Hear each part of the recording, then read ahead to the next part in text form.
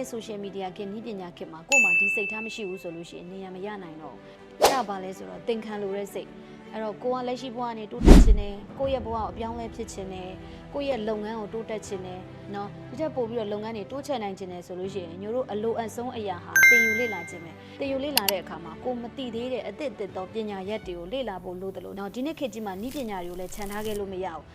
ဒီအရာကိုသင်ယူဖို့ဆိုလို့ရှိရင်ဘယ်သူတဦးတယောက်စီရပဲဖြစ်ဖြစ်သင်ယူလိုတဲ့စိတ်သင်ခံလိုတဲ့စိတ်ညတို့မှာရှိဖို့လိုတယ်ပေါ့နော်တချို့ကြတော့သင်ခံလိုစိတ်မရှိဘူးအပြောင်းလဲကိုလက်မခံနိုင်ဘူးနည်းပညာဆိုရင်ကြောက်တယ်ဒါတွေကိုသင်ယူဖို့မလိုအပ်ဘူးလို့ထင်တယ်အဲ့လိုမျိုးကိုမှလေ့လာသင်ယူတဲ့စိတ်မရှိဘူးပြီးတော့ဘယ်သူတဦးတယောက်စီရပဲဖြစ်ဖြစ်နော်လိုအပ်တဲ့ပညာဆိုရင်ရအောင်သင်မယ်ဆိုတဲ့သင်ခံလိုစိတ်မရှိဘူးဆိုလို့ရှိရင်ညတို့အတွက်တိုးတက်ဖို့ခက်ခဲပါတယ်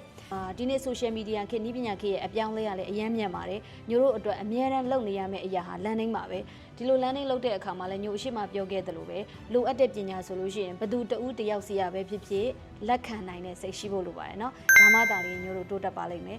ဆိုတော့နည်းပညာခေတ် AI ခေတ်မှာကိုယ်အရေးချင်းရှိတဲ့လောက်အစွမ်းအစရှိတဲ့လောက်တိုးတက်ခြင်းနဲ့ဆိုလို့ရှိရင်တော့ယူလိုစိတ်သင်ခံလိုစိတ်ရှိတဲ့သူတယောက်ဖြစ်ရမှာပဲဖြစ်ပါတယ်နော်ဆိုတော့ညို့ဗီဒီယိုလေးကအကျိုးတစုံတရာရှိမယ်လို့မျှော်လင့်ပါတယ်အကျိုးရှိရဆိုတော့ yes လို့ရေးခဲ့ပါဦး share ပေးဖို့လည်းမမေ့နဲ့နော်အားလုံးကျေးဇူးတင်ပါတယ်